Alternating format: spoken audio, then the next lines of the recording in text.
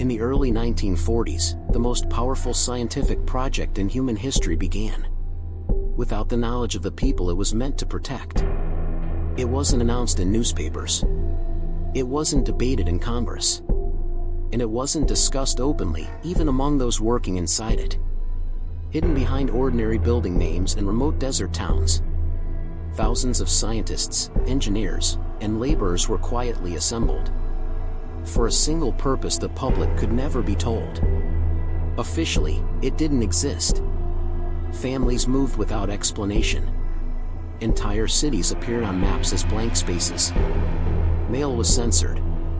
Conversations were monitored. Even the scientists themselves were often unaware of what they were truly building. This was not secrecy for convenience. It was secrecy enforced by law, fear, and wartime urgency. At the center of it all was a question never publicly asked at the time. What happens when science advances faster than morality? Because the Manhattan Project was not just a race for discovery. It was a race against time, against enemies, and ultimately, against the consequences of unlocking a power humanity had never controlled before. The world would soon feel the impact. But long before that moment, the real story unfolded quietly. In laboratories, in calculations, and in decisions made far from public view. And once those decisions were set in motion, there would be no turning back. To understand why the Manhattan Project was created, the world it emerged from must be understood first. By the late 1930s, the globe was already sliding toward catastrophe. Europe was engulfed in war, authoritarian regimes were expanding their reach, and scientific discovery, once celebrated as a symbol of human progress, was rapidly becoming a strategic weapon. Physics, chemistry, and engineering were no longer confined to universities and journals.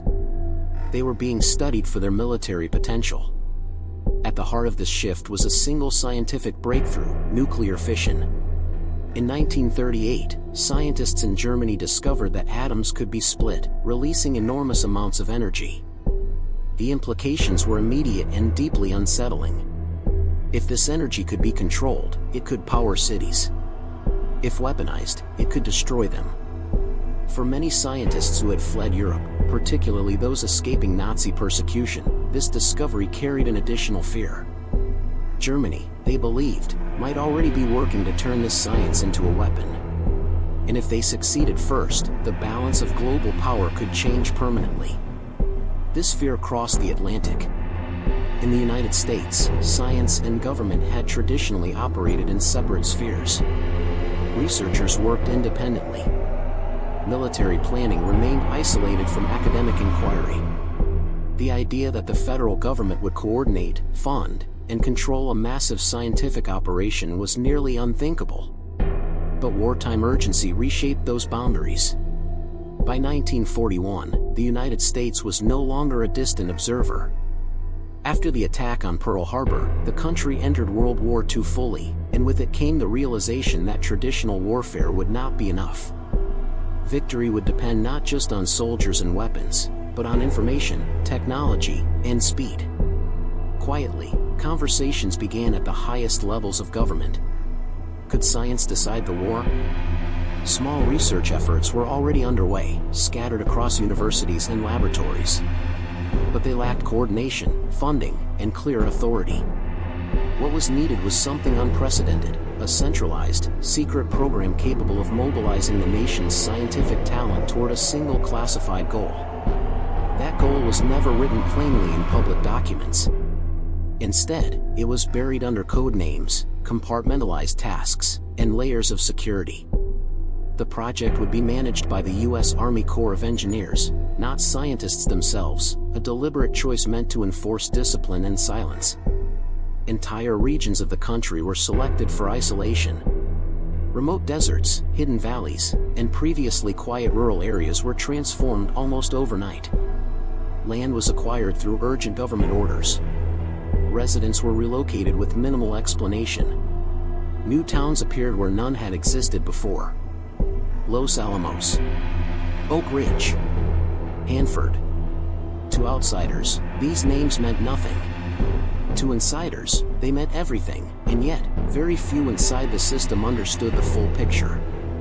Scientists were told only what they needed to know. Engineers focused on individual components.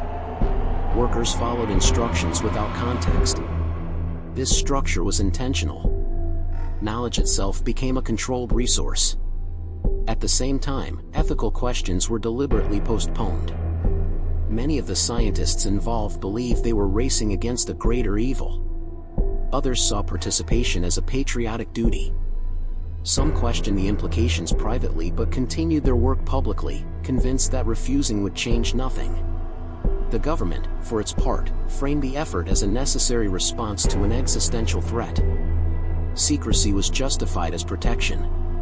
Speed was justified as survival.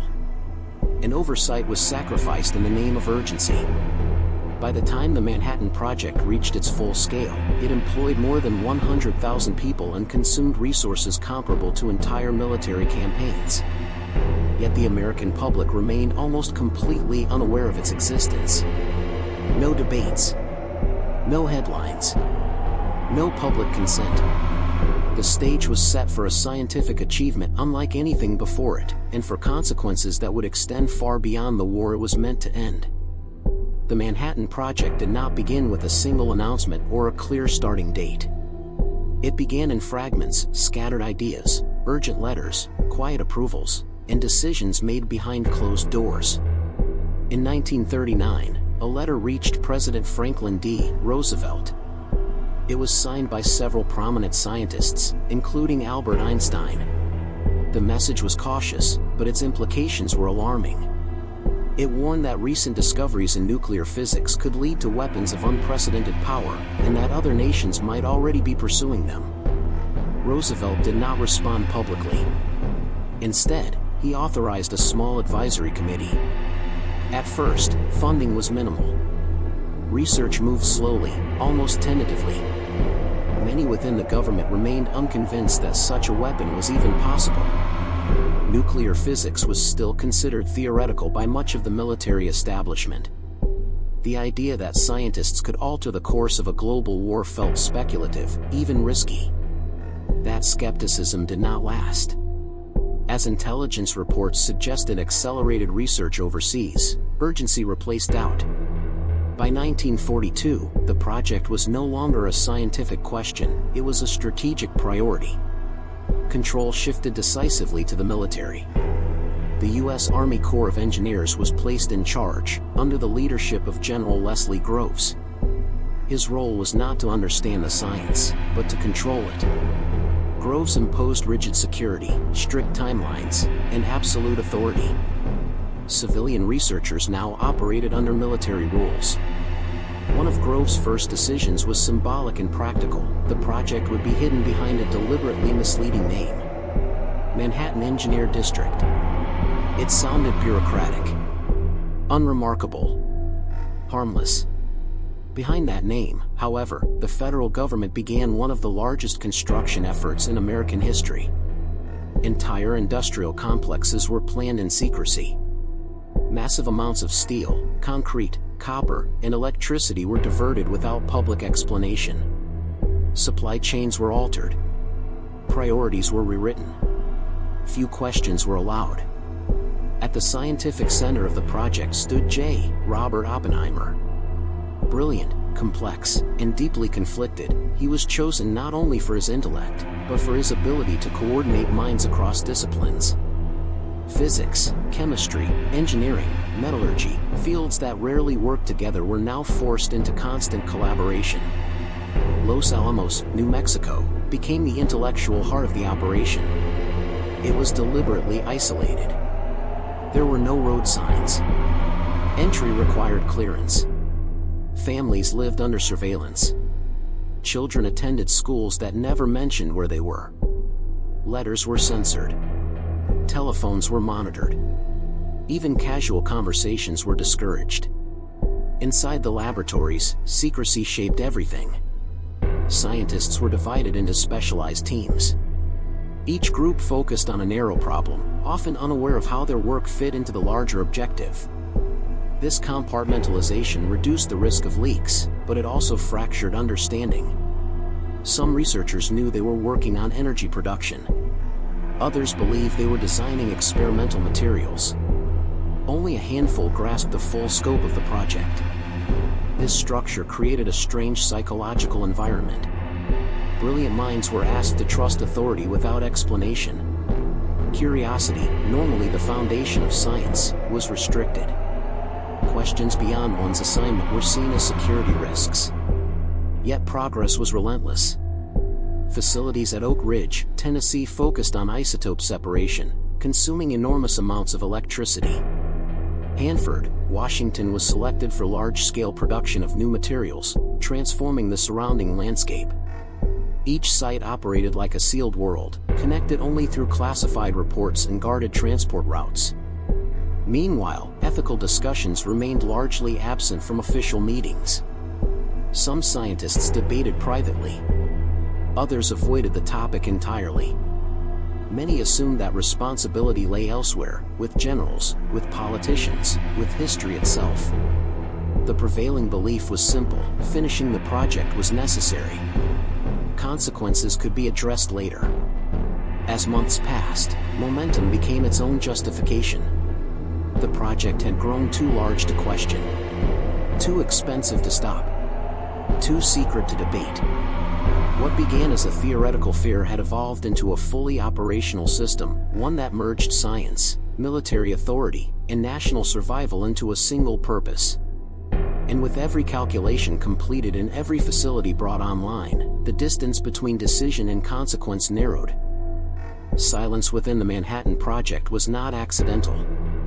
It was engineered, reinforced, and rewarded. From the moment the project expanded under military control, secrecy became its most powerful operating principle.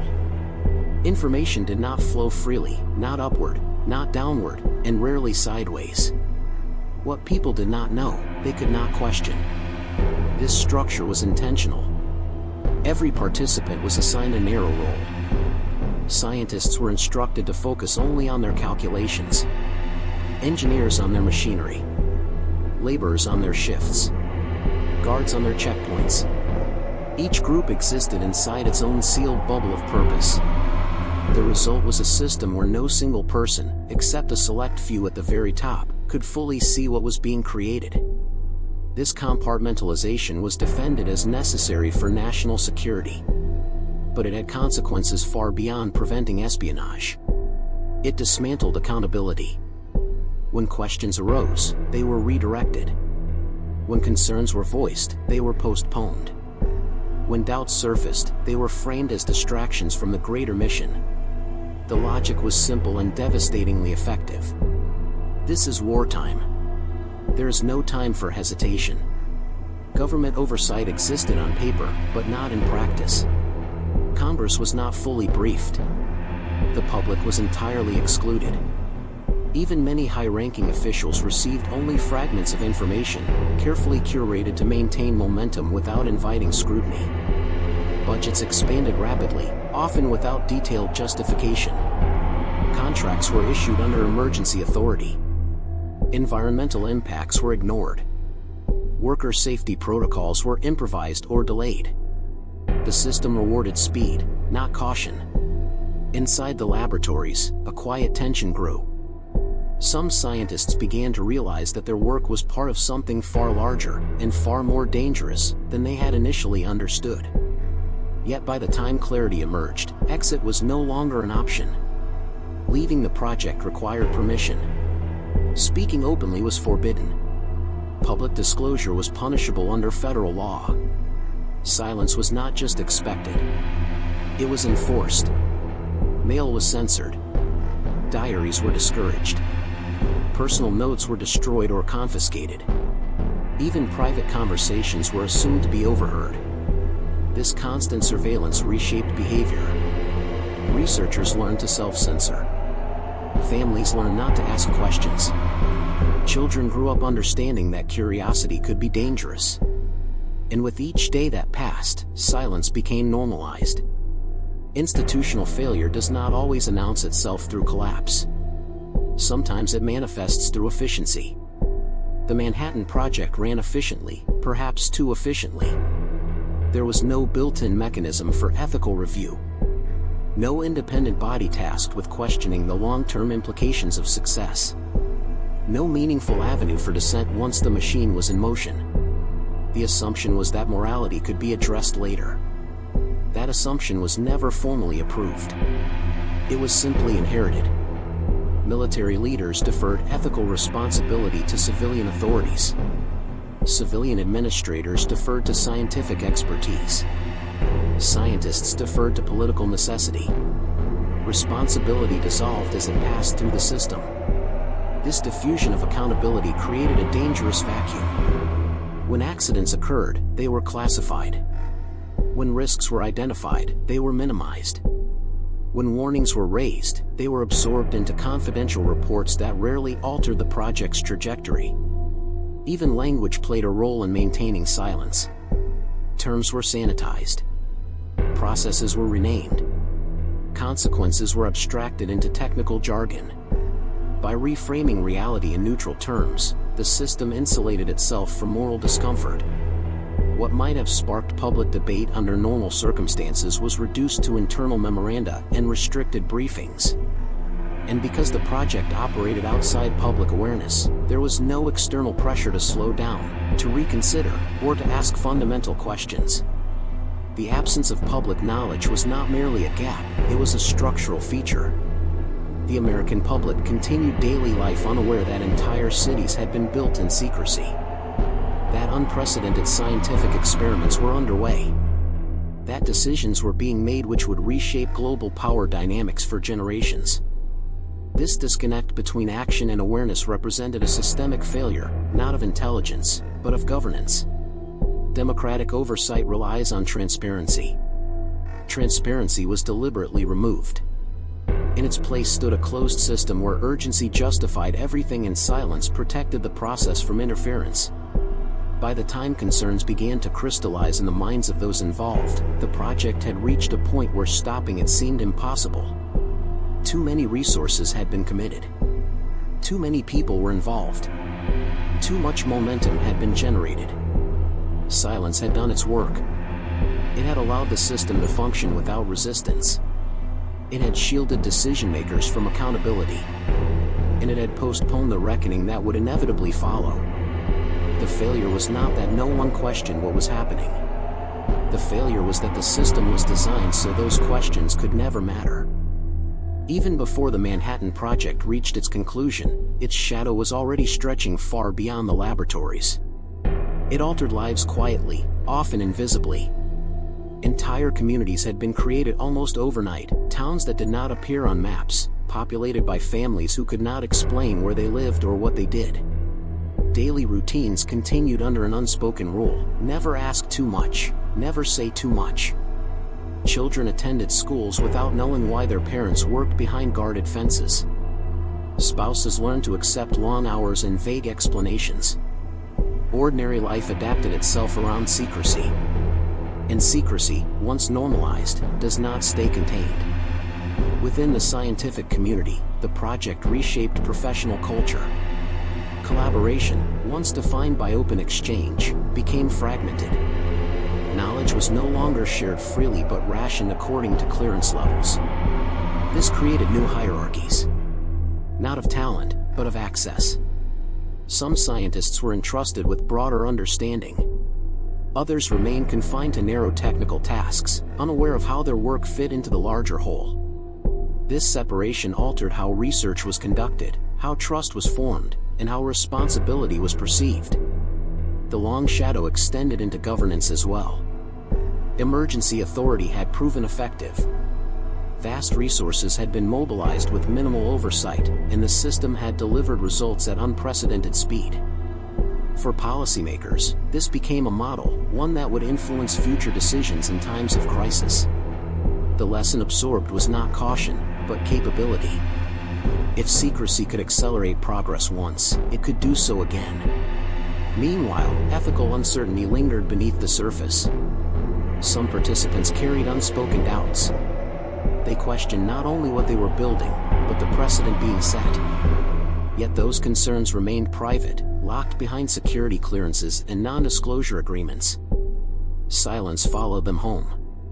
Years later, many would struggle to articulate what it felt like to live inside a project that demanded total commitment while withholding total understanding. They had contributed to something immense, yet incomplete in their own minds.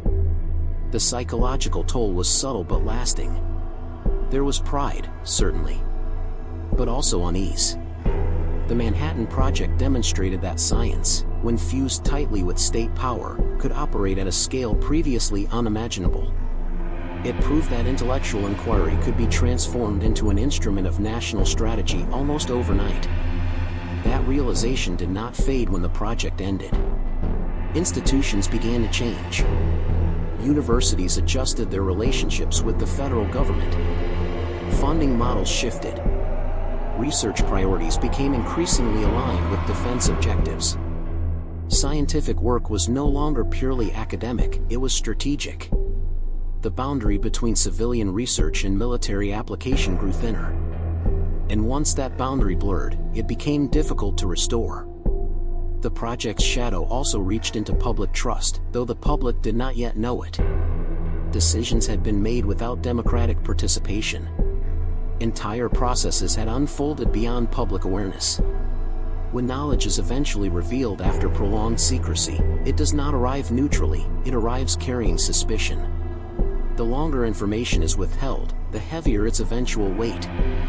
Within government agencies, a new mindset took hold. Some truths were too complex, too dangerous, or too disruptive to be shared widely. Managing information became as important as managing outcomes. This approach justified future secrecy, not as an exception, but as a standard practice. The Manhattan Project did not merely solve a scientific challenge. It established a template for how modern states could operate in the shadows, efficiently, quietly, and with minimal public interference. Its long shadow shaped how crises would be handled, how threats would be assessed, and how much the public would be told. And perhaps most importantly, it altered the moral landscape. Responsibility had been distributed so widely that no single individual could fully claim it, or fully reject it. This diffusion made reflection easier to postpone and harder to confront. The consequences of that delay would not be immediate. But shadows are patient. They remain long after the moment that created them has passed, stretching into decisions not yet made and questions not yet asked. What had begun as a wartime necessity was becoming something more enduring, a quiet inheritance passed from one generation of institutions to the next. And the weight of that inheritance would only grow heavier with time. For years, the Manhattan Project existed beyond public awareness, protected not only by classification, but by absence. There were no leaks to investigate, no official statements to question, and no visible evidence to challenge. Then, suddenly, the silence ended. Information did not arrive all at once. It emerged in fragments, carefully released, strategically framed, and heavily filtered through official channels. What the public encountered first was not the full scope of the project, but its controlled outline. An announcement.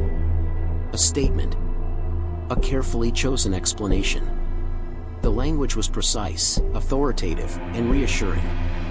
Details about scale, cost, and internal debate remained absent.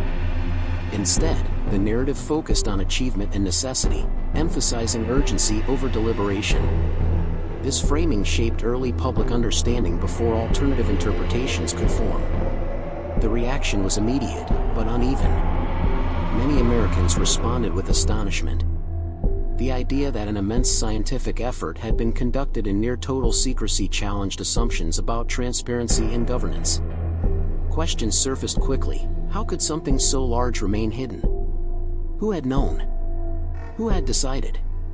Yet those questions met limited answers. Journalists attempted to investigate, but access was restricted. Records remained classified. Key figures declined interviews or spoke only in broad terms. The architecture of secrecy, though cracked, had not collapsed. Public discourse unfolded within boundaries already defined. Editorials praised innovation while cautiously acknowledging discomfort. Commentators debated implications without access to full evidence. The story, though historic, remained incomplete, its deeper layers still inaccessible. Within scientific circles, reactions were more complex. Some researchers expressed pride in the accomplishment. Others voiced concern about the precedent it set. Letters circulated quietly. Private discussions reflected unease over how easily scientific authority had been absorbed into state power. But public dissent remained limited. Many participants were bound by lifelong confidentiality agreements. Others feared professional consequences. The culture of silence did not disappear, it adapted. As time passed, partial disclosures expanded. Documents were selectively declassified. Testimonies emerged in controlled environments. Each release added clarity while simultaneously raising new questions. The public learned more, but never everything at once. This staggered exposure shaped perception. Rather than a single moment of reckoning, understanding developed gradually. Without a clear focal point, outrage diffused. Reflection replaced confrontation. The absence of a dramatic revelation mattered. Public reaction became reflective rather than explosive. Trust was not immediately shattered, but subtly recalibrated. Citizens began to recognize that vast decisions could be made without their knowledge, justified later through selective transparency. That realization lingered. Some observers questioned oversight mechanisms. Others debated whether secrecy had been justified by circumstances. These debates unfolded without full access to internal reasoning, leaving conclusions permanently provisional. Government institutions, meanwhile, defended their approach. Officials emphasized outcomes rather than process. They framed secrecy as a protective measure, not a democratic failure. The argument was consistent: certain knowledge, if revealed prematurely, could endanger national interests. This logic resonated with some, and unsettled others. The media played a crucial role, but within limits. Without primary documents, reporting relied heavily on official briefings. Investigative depth was constrained by classification barriers that remained firmly in place. Exposure did not equal transparency. Public reaction settled into a state of uneasy acceptance. Curiosity remained, but momentum faded. As new global concerns emerged, attention shifted elsewhere. The project receded into history, not fully understood, but officially concluded. Yet the questions did not vanish. They remained suspended beneath the surface of public consciousness, re-emerging whenever secrecy and authority intersected again. The Manhattan Project became a reference point, invoked but rarely examined in full. Its exposure had revealed something critical. Not just a hidden project, but a method. A way information could be controlled, released, and contextualized to manage reaction rather than invite scrutiny. That lesson would shape future disclosures, future narratives, and future public trust. What the public received was truth, but carefully rationed. And what was withheld continued to matter just as much as what was revealed. When the Manhattan Project formally ended, its physical operations were dismantled, but its influence did not disappear. Instead, it quietly reshaped the structure of power, science, and governance in ways that extended far beyond wartime necessity. The most immediate change was institutional. The U.S. government recognized that scientific research had crossed a threshold. Knowledge itself had become a strategic asset, one that required permanent oversight. Temporary wartime secrecy evolved into long-term administrative control. New agencies were formed. New clearance systems were introduced. New rules governed who could know what and when. Science was no longer isolated from the state. Research funding expanded dramatically, but with conditions attached. Laboratories became linked to national objectives. Scientists were increasingly required to navigate ethical responsibility alongside political obligation. This marked a fundamental shift. Before the project, science had largely been viewed as exploratory. Afterward, it was strategic. Discovery became inseparable from consequence. Secrecy, once considered exceptional, became normalized. Classification systems grew more complex. Information was divided, compartmentalized, and restricted across multiple layers of authority. The Manhattan Project had demonstrated that massive undertakings could be concealed effectively if structured correctly. That lesson was not forgotten. Policymakers refined the model. Future programs adopted similar frameworks: limited disclosure, need-to-know access, and delayed public accountability. Transparency became conditional rather than assumed. Oversight mechanisms did evolve, but slowly. Congressional committees expanded their role, yet access remained restricted. Reviews were often retrospective, conducted after decisions had already reshaped reality. Accountability existed, but frequently after consequences were irreversible. Public trust adapted rather than recovered. For many citizens, the project became a symbol of capability and control. It represented efficiency, coordination, and national resolve. For others, it introduced lasting unease about the concentration of knowledge and authority. Both interpretations persisted. Education systems incorporated the Manhattan Project as history, but often selectively. Achievements were emphasized. Ethical dilemmas were acknowledged briefly. Structural implications were rarely explored in depth. The story was simplified. Within scientific communities, long-term changes were more personal. Some researchers reflected publicly on responsibility and restraint. Others withdrew from public discourse entirely. A generation of scientists carried private awareness of what could happen when innovation advanced faster than collective consent. Those reflections influenced future debates, quietly. Internationally, the project altered diplomatic dynamics. Scientific secrecy became a matter of national security across borders. Collaboration was now balanced against suspicion. Information sharing was filtered through strategic calculus. This reshaped global research culture. Domestically, the legacy extended into legal frameworks. New laws clarified classification authority. Penalties for unauthorized disclosure increased. Whistleblowing became more legally complex, navigating the tension between public interest and national security. The boundaries were drawn, but not always clearly. The Manhattan Project also changed how crises were managed. Rapid decision-making, centralized authority, and limited public consultation became acceptable under certain conditions. The precedent justified future urgency-driven policies, often with reduced transparency. This normalization mattered. It established a pattern where extraordinary measures could be framed as temporary, yet remain permanent.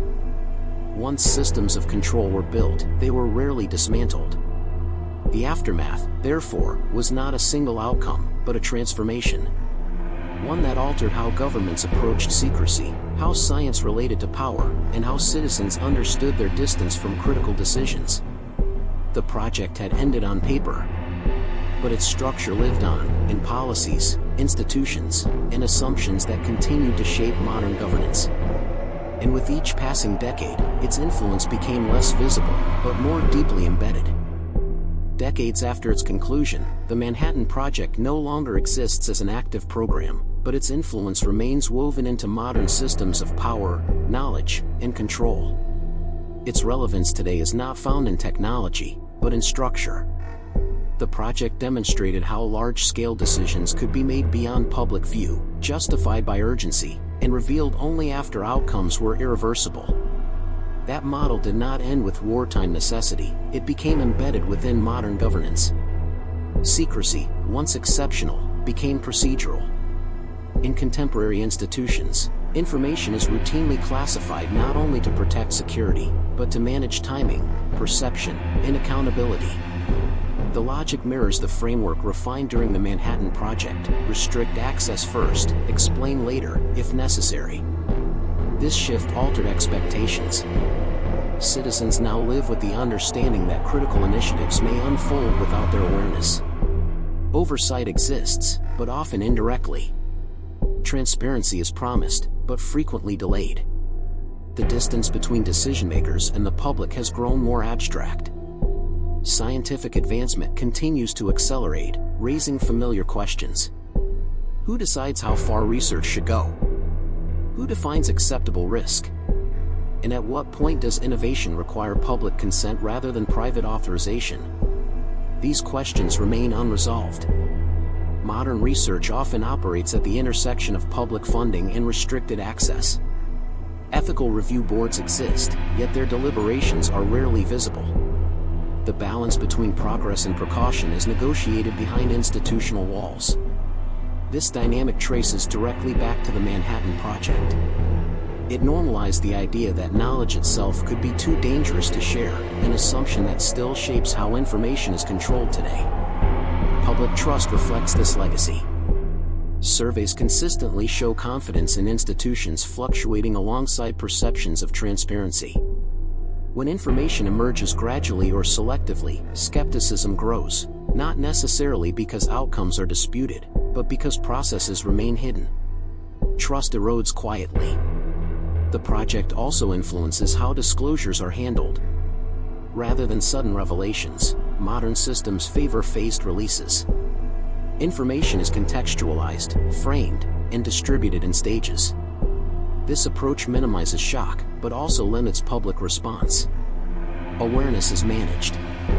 Even education reflects this pattern. Historical narratives often focus on achievements rather than systems. Ethical complexity is acknowledged, but structural consequences receive less attention. As a result, the deeper implications of secrecy are rarely examined in everyday discourse. Yet they persist beneath the surface. The Manhattan Project reminds us that silence does not require deception, only structure. Decisions can be concealed not through lies, but through organization, compartmentalization, and authority. That lesson remains relevant. In an age defined by data, surveillance, and rapid innovation, the question is no longer whether secrecy exists, but how it is justified, monitored, and challenged. The project does not offer clear answers. It offers a warning. That once secrecy becomes normalized, it no longer feels extraordinary. It becomes routine. And when that happens, public awareness shifts from participation to observation. Reflection, therefore, is not about revisiting the past, but recognizing patterns. The Manhattan Project stands as a reminder that history does not repeat itself through events, but through structures that quietly endure. The Manhattan Project is often remembered as a moment of extraordinary achievement. A time when science moved faster than history. When coordination, intelligence, and urgency converged under unprecedented pressure. But achievement alone is not the full story. What truly endured was not the technology, but the framework that surrounded it. A system where decisions of immense consequence were made far from public view. Where urgency justified silence. Where responsibility was divided so finely that accountability became difficult to trace. That system did not vanish with the end of the project. It remained, quietly shaping how power operates. The Manhattan Project taught institutions that secrecy could be organized, sustained, and defended. That public knowledge could be delayed without immediate resistance. That outcomes could define justification, rather than process. These lessons were absorbed. And once absorbed, they became invisible. Today, many citizens accept that certain truths will emerge slowly, if at all. That explanations may come years after decisions are made. That participation is often replaced by trust in systems they cannot see. This acceptance did not happen overnight. It was learned. The project stands as a turning point where secrecy transitioned from exception to method. Where silence was no longer merely protective, but structural. And structures, once built, tend to remain. This does not mean that secrecy is inherently wrong. Some information must be protected. Some decisions require discretion. But the lesson of the Manhattan Project is that secrecy, left unexamined, expands. It reshapes expectations. It changes how societies understand consent, knowledge, and responsibility. The true legacy, then, is not a scientific breakthrough, but a question that still has no clear answer. How much should the public know, and when? History offers no simple resolution. Only reminders. That progress without reflection carries cost. That efficiency without transparency reshapes trust. And that silence, when normalized, rarely announces itself. The Manhattan Project ended decades ago. But the systems it perfected still ask something of us today. Not admiration. Thanks for watching. Not condemnation. But awareness.